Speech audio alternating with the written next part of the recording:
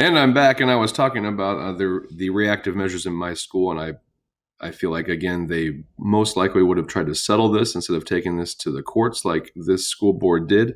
Proactive measures, the there. I'm not an elementary school teacher, and I don't have experience in recess and whatnot. I have to think that either there needed to be additional supervision on the playground, or there needed to be less space between where one group of students were playing and where another group of students were playing. Um, that's what I'll say about proactive measures there. So in the Bratic versus Millard School District, in this situation, there was a 14-year-old student. He was in PE class. They were doing mandatory golf instruction day, and he was hit in the head with a golf club and died 2 days later.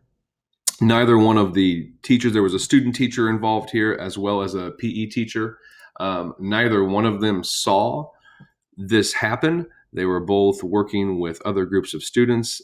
This young man, David, he was absent the day before, didn't receive any of the safety training, any of the instructions. And so the next day when he showed up and they were actually doing this, he had no knowledge of what was going on. They did not catch him up. And like I said, neither one of the teachers even saw this happen. In this case, the school district was found negligent for its lack of supervision. And I think that's pretty clear cut. Again, this went to the courts, and I'm sorry for sounding redundant, but again, my reactive measure in my school, maybe I'm giving my school district too much credit for their legal team, but why this wasn't just settled instead of taken to the court, I'm not sure. This again, when you look at the facts of the case, it seems very clear that there was negligence in supervision, so that should not have ever even gone to the court. Proactive measures, that student should have been caught up on instructions and safety measures that are taken for these golf lessons that were happening in class. So if students are gone for a day where there's instruction like that given, and the next day the activity is actually going to happen, those students have got to be caught up and informed on what's going on. So that would have been a proactive measure that could have been taken for sure. And then finally, the Oyston versus St. Patrick's College. This was an interesting one. This was kind of a retroactive tort that happened, so it was a former student of this high school went back and sued their school for negligence, alleging that she'd been injured while attending their school. And she said that her injuries included panic attacks, anxiety, and depression. And so I was actually surprised to see that this one was actually awarded to the student. This is such a gray area, but the judge determined there was a foreseeable risk here, and they said that the response from the school was not congruent with their policies. So it looks like this kind of makes sense as to why this student was awarded the damages, because it sounds like this, and it didn't go into specifics of what the vision was, but it sounds like the school has certain vision and guidelines set forth for bullying, and they in fact didn't follow those. And so their failure to follow their guidelines and their vision that they set forth themselves was deemed to fail to provide adequate safeguards for the student.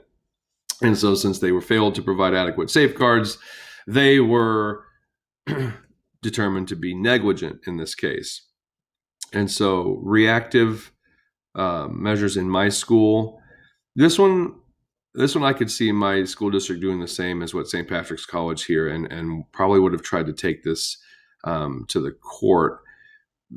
But apparently they weren't aware that they didn't follow their own vision, because that's the big hiccup here.